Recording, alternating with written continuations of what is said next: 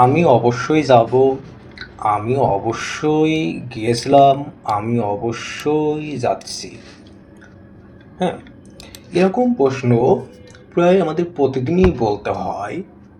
দেখেন, আপনি যে কথাগুলো বলছেন সেই কথাগুলোর ভিতর এইগুলো কিন্তু মানে যদি আপনি ভাগ করেন তাহলে 20% কথা কিন্তু আপনার এরকম কথা, যেমন আমি অবশ্যই যাব, আমি অবশ্যই খাবো, আমি অবশ্যই আসবো, আমি অবশ্যই এটা করবো ওটা করবো। হ্যাঁ, তাই এই কথাগুলো আসলে আমরা ইংরেজিতে কিভাবে প্রেজেন্ট করতে পারি, এবং এখানে যদি শুধুমাত্র তুমি যদি 4-5 মিনিট সময় দিয়ে ক্লাসটা খুব ভালোভাবে বোঝো, তাহলে এরকম কথা বলতে তোমার আর কোনো সমস্যা হবে না। আমি কথা দিচ্ছি, শুধুমাত্র ক্লাসটা দেখে প্র্যাকটিস করতে হবে।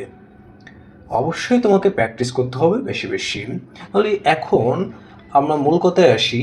আমি অবশ্যই যাব। হ্যাঁ, এখানে অবশ্যই যাব। তাহলে এই যে শুরুতে আমি, এখন আমরা সবাই জানি যে আমি ইংরেজি আই। হ্যাঁ, আমরা আইটা বসিয়ে দিলাম।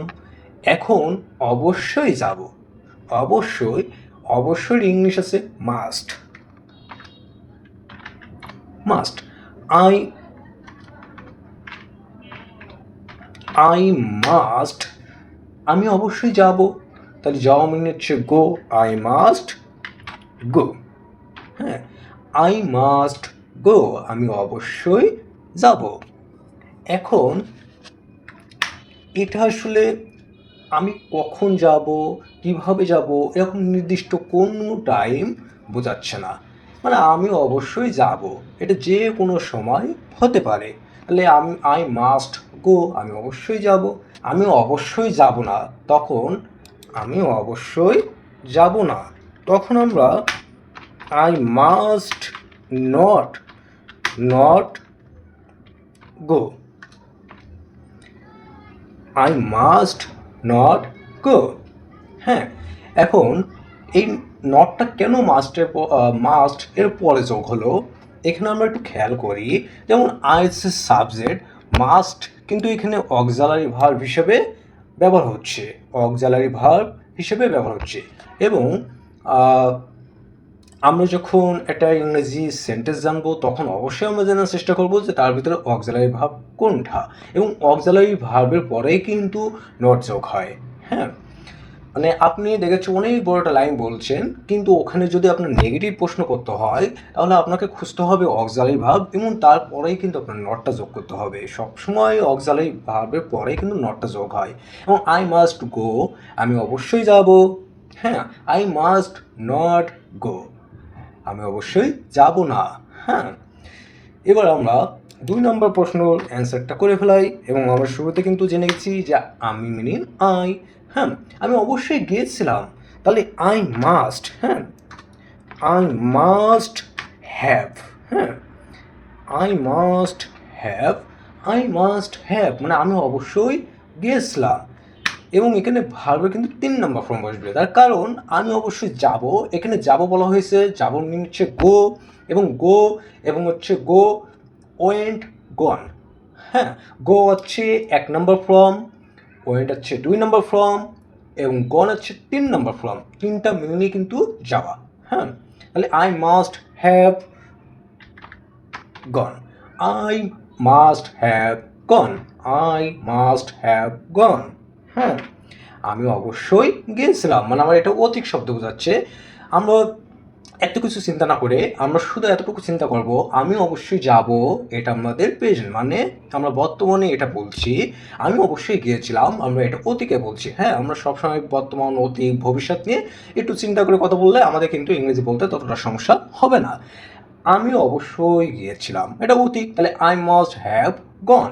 হ্যাঁ, এবং আই মাস্ট হ্যাভ, হ্যাভের পরে সবসময় হ্যাভ যেখানেই আপনার বসবে না কেন, হ্যাভের পরে সবসময় ভার্বের 3 নম্বর ফর্ম বসে।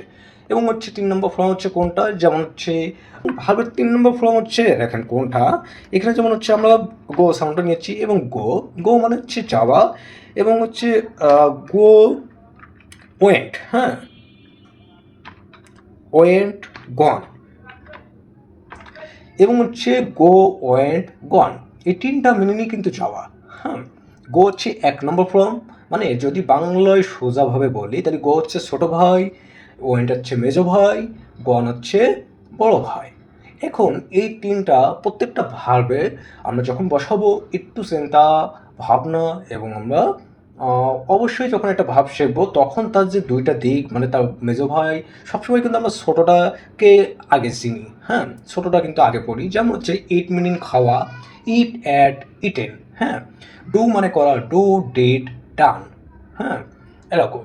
তা আমরা যখন হচ্ছে যেমন হচ্ছে ডু গো ইট এগুলো যখন শিখবো এরকম ভাব, তখন আমরা চিন্তা করবো তার মেজো ভাই বড় ভাই এগুলোকে জানা।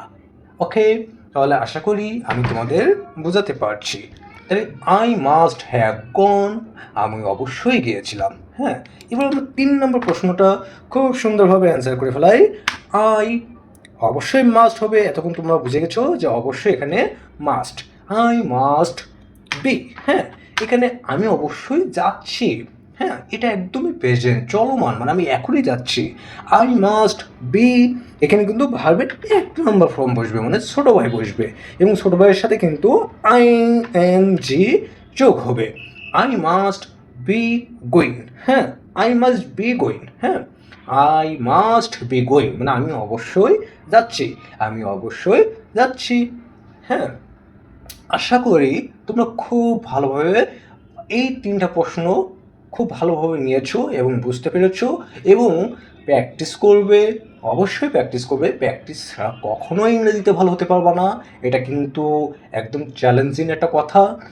আর একটা সবথেকে মজার একটা পয়েন্ট কি জানো, তোমরা এটা প্র্যাকটিস করবা, প্র্যাকটিস করে তোমরা আমাকে যেই কমেন্ট করবা ওই কমেন্টে তোমাকে 100 পিডিএফ, হ্যাঁ সরি 100 ভাব দেওয়া হবে এবং এই মানে এই যে বললাম না ছোটো ভাই মেজো ভাই বড় ভাই, এই 3টা খুব সুন্দরভাবে সাজিয়ে এরকম 100 ভাব তোমাদেরকে দেওয়া হবে পিডিএফ আকারে সম্পূর্ণ ফ্রিতে, একদম বিনামূল্যে।